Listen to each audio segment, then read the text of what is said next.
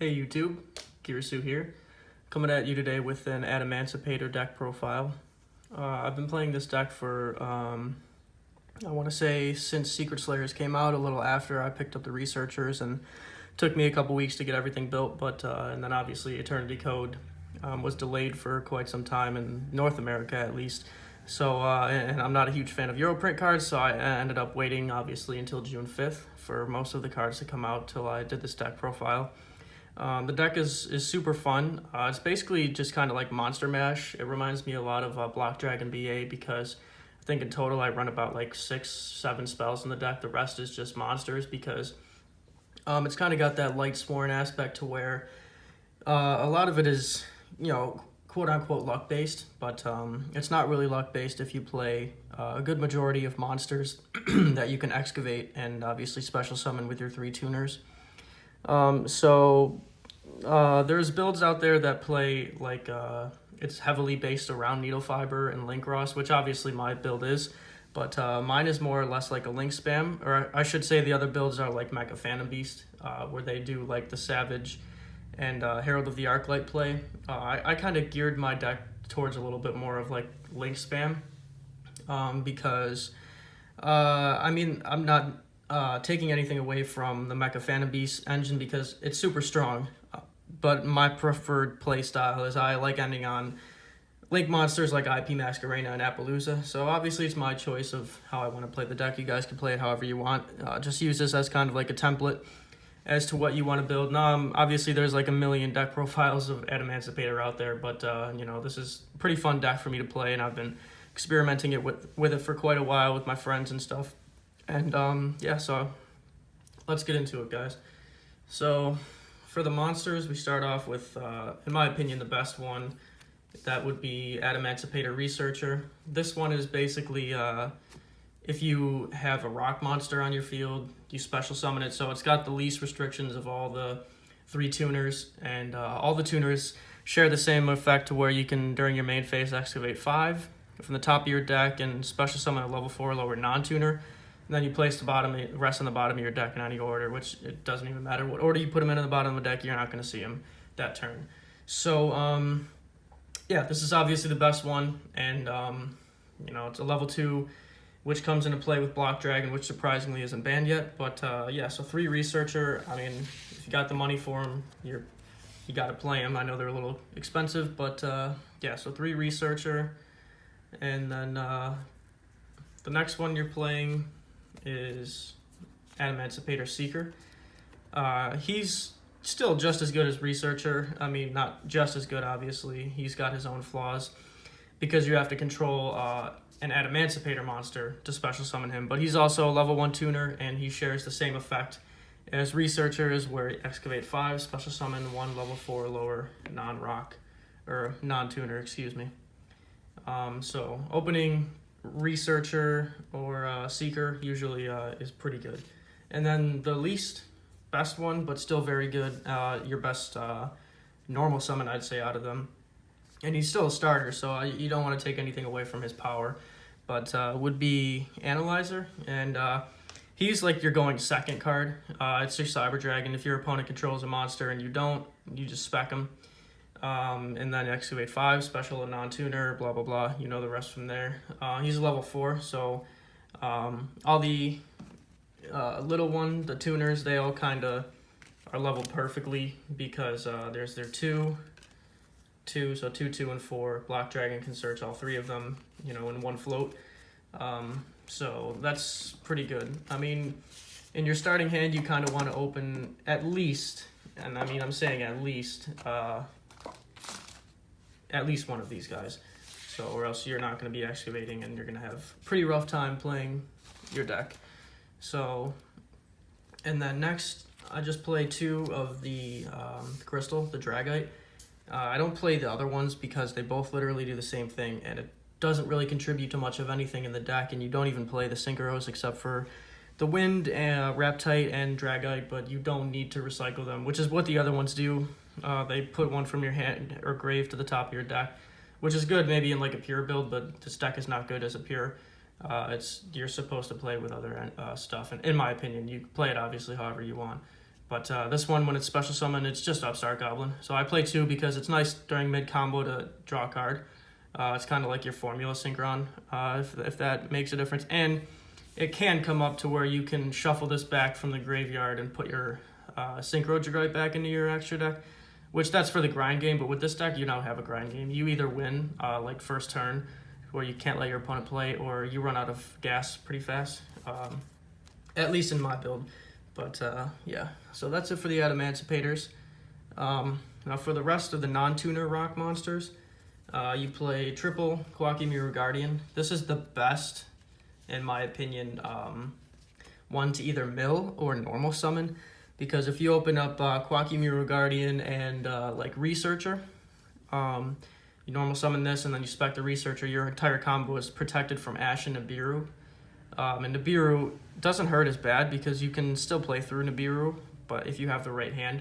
I mean, obviously it's still a very devastating hand trap, but you could still definitely play through it.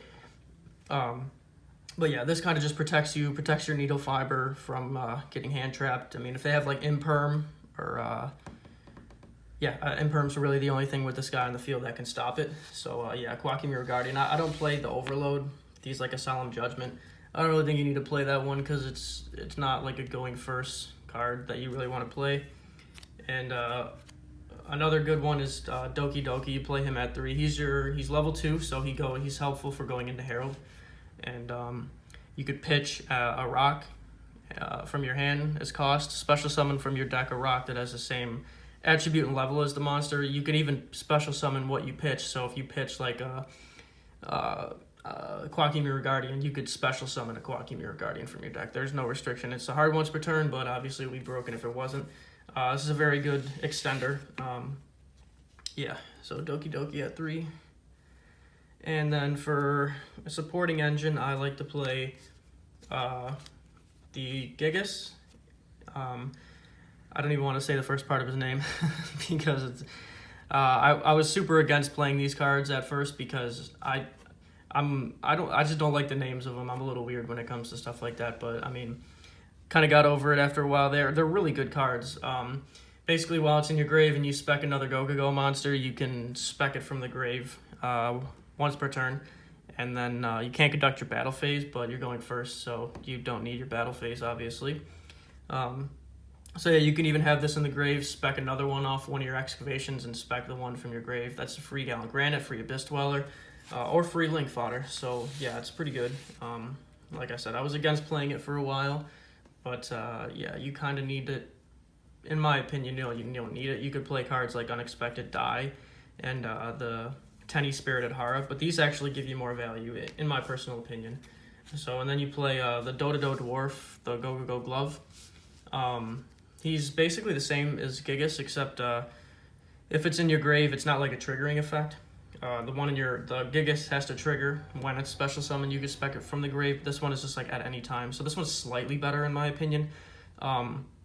If it's in the grave and you control another Dododo, you spec it but banish it when it leaves the field. 9 times out of 10, you're using it as a seize material anyway, so you're gonna be able to do it again next turn if you got another Go-Go on the field. But these are the only Go-Go's that I play, just 3 of this and 3 of the other ones. It's really all you need. They're the best of them. So, yeah. And then the last of your level 4 rocks that you want to excavate, you play 3 Tackle Crusader. This card is actually super good. See, with my ending board, my main combo, and maybe on the next video I'll do like a combo tutorial or something like that. But this card is actually super good because with my combo, I end on Herald of the Arclight, an Appaloosa for 4, and IP Masquerade with Block Dragon on the field. So basically, what it allows for me to do is it's a double interruption with IP because, say, when you Block Dragon, you search this, and then you search a Researcher and Seeker. So when I pitch a card for Unicorn, I end up pitching the Tackle Crusader. So if they have 2 monsters on the field and they're about to do like a Needle Fiber play or something like that, you Unicorn, you pitch the Tackle Crusader, you Book of Moon, you spin one of their monsters with Unicorn, and then on Resolution you activate Crusader's effect, and you could book their second monster. It comes up if they have 2 monsters on the field. If they have 1 monster and they're like about to attack over Masquerader or something like that, then obviously you're just going to have to settle for that.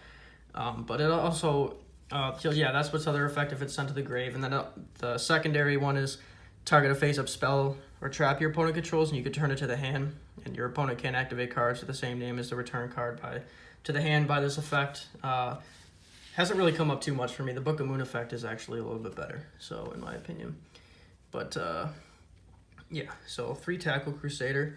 And the last of the rock monsters is the God card. You know, I mean, I obviously play the deck, so I'm not too upset that this card didn't get banned because it's pretty damn good. It's just like your Dragon Ruler, basically. It just comes back for free, not once per turn, but once per turn. If it's sent from the field to the grave, you add you +3, basically. You add total of 3 rock monsters, up to 3 rock monsters whose total levels equal 8. So you get your Researcher, Seeker, Tackle Crusader, Researcher, Seeker, Analyzer. Any combination, you can get 2 4s, whatever you want. But this card is definitely pivotal to the deck. When this card does get banned, and it will, the deck is still going to be playable. It's just this card is at 3, so like obviously everyone's going to play it. You could definitely make just as good of boards without this card. Maybe my build will have to change to the Mecha Phantom Beast version and after this card gets banned, depending on what other cards get hit, because this card is a crucial part of my combo as far as the free body, because it really helps to get those link plays going as well. So not so much the search. Sometimes the search is a little pivotal, but you know, sometimes it's just like a plus. So yeah, 3 Block Dragon, obviously. Yeah, pretty good card. So now we're just gonna go on the last couple monsters I play. 3 Madolche Pudding Cess. This one is just like a what can I compare it to? Just a free body. Yeah, I don't know what to compare it to other than that. If you have no monsters in your grave, you just can spec it from your hand, and it's a level 4. And the only other plus about it is that it's Earth. Banish it with Block Dragon. So, but this helps you get into your Gallant Granite, or just have another free body on the field. And it's a lot better than the Adhara. It's the Tenny monster that's a level 1. It's the tuner. You could spec it if you control no effect monsters. Yeah,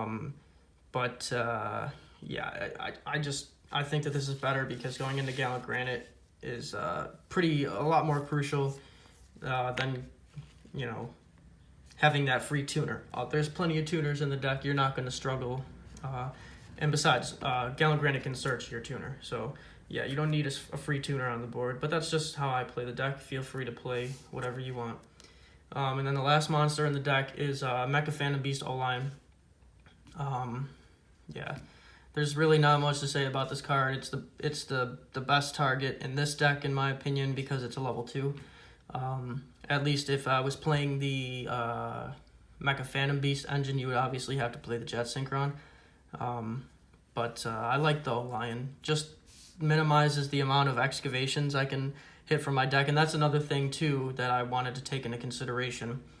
I want to, every excavation I get, I want to hit a level 4 or lower non-tuner rock, unless it's wrap tight, then you could hit any rock. But yeah, so this is the only other one. There's only 4 monsters in this deck that aren't rocks, and then the Block Dragons you obviously can't special summon. But yeah, so I tried to make it as consistent as possible. Obviously play whatever you want, but when he goes to the grave, you obviously know you get the free token. And then yeah, it's Mecha Phantom Beast O-Lion. It's a good card. So, and you're safe to play it for a while, I'd say, because it's not a 1-card needle fiber like Jet Synchron, so I think they're gonna hit Jet before they would touch that card. And for the spells, we don't play a lot, but yeah, 3 Adamancipator Signs. This helps you play through hand traps really good. It's not once per turn, and it's Monster Reborn. So yeah, I mean, play it. And it's not even dedicated to Adamancipators. You could special any rock from your graveyard. So yeah, you play 3. If you revive an Adamancipator, you get a bonus effect to where you can stack a level 4 lower rock on top of your deck. There you go. So yeah, 3 Adamancipator Signs. A lot of people actually don't play this card. That's obviously their choice, but I think that this is really crucial when it comes to playing through hand traps. Like if you get in a beard and you have this card in your hand, you can just keep going. Or Ash, or you know, whatever. I mean, it's a good top deck. It's a really good card. So not being once per turn is also a plus. So couple other spells. Monster Reborn, like you know, it's Monster Reborn. So World Legacy Succession, it's also Monster Reborn. Yeah, Foolish Burial. You could dump your Go engine. You can dump your Block Dragon. You can dump anything from your deck to get fuel for Block Dragon, get that extra Earth, which isn't really ideal. You obviously mostly just want to like hit Block Dragon or hit the Go engine. But yeah, it's Foolish Burial. It's a good card in like every deck, so I mean I just play it. And then the last card in the main deck is just Upstart Goblin. I mean, 39 cards, why not? So that is it for the main deck. That's a square 40 cards. I don't really like running more than 40. I mean, you can. I don't have anything against it. It's just how I play the game. So for the extra deck, for your big monsters, you play one Access Code Talker. This card is, I can't praise this card enough, but it's pretty busted. This is like the new Boral Sword Dragon, like 2.0. I mean, it's huge. It pops cards on the field, and with this deck, you could pop like 3 to 4 cards. And it's super potly as far as your opponent being able to react to it. They can't activate cards or effects in response. So yeah, even on its Link Summon effect, Link Summon, you target a Link in your grave, boost its attack, they can't respond to that. Pop cards on the field, they can't respond to that. So you just pop, attack for 5,000, 4,000, whatever. So, and then Appaloosa, pretty pivotal to the combo. Yeah, it's negates monster effects, non-once per turn. So yeah, you obviously play it. Still a great card. I don't know, a lot of people aren't playing it as much anymore. Access Code Talker is kind of taking that spot, excuse me. Yeah, I still like it. So, and then you play one Nightmare Unicorn, one Nightmare Phoenix. Phoenix is good if you're going second. It's really easy to get monsters on the field with this deck, so you just make a Phoenix, pop a back row, or pop like a Floodgate. Unicorns for IP, but you can also obviously make it not using IP. It's still these are still two of the best links in the game, and they will be until they're power corrupt, which, how do you really power creep cards that just like get any monsters on the field and you can spin something or destroy something? So, and now for the Link 2s, which is the most important links in the deck. So you got your IP Masquerena, good card, everyone, you should know what it does. Union Carrier. Now obviously you've seen the deck. I don't play the Buster Lock, because like I was telling you before, I'm not a huge fan of filling my deck up with a lot of bricks, because I have really bad luck when it comes to drawing. So if there's a brick in my deck, I'm going to see it in my hand. So I kind of try to minimize that happening to me as much as possible. Plus, you know, if I'm going into Union Carry, it's more or less because I want to equip Block Dragon. So I'll eventually probably make a different build of this deck too and profile for you guys, but this is just to get Block Dragon. But I mean, obviously it's pretty good to lock your opponent out of the extra deck, don't get me wrong. But like I said, I wanted to make the deck as consistent as possible. And this card is still good, so I play it. And then the boy, you know, Needle Fiber, Helka Fibrax. Yeah, you know what this card does. So this card makes the deck work very well. And then last of the links you play, just one Link Cross. Card's pretty sweet.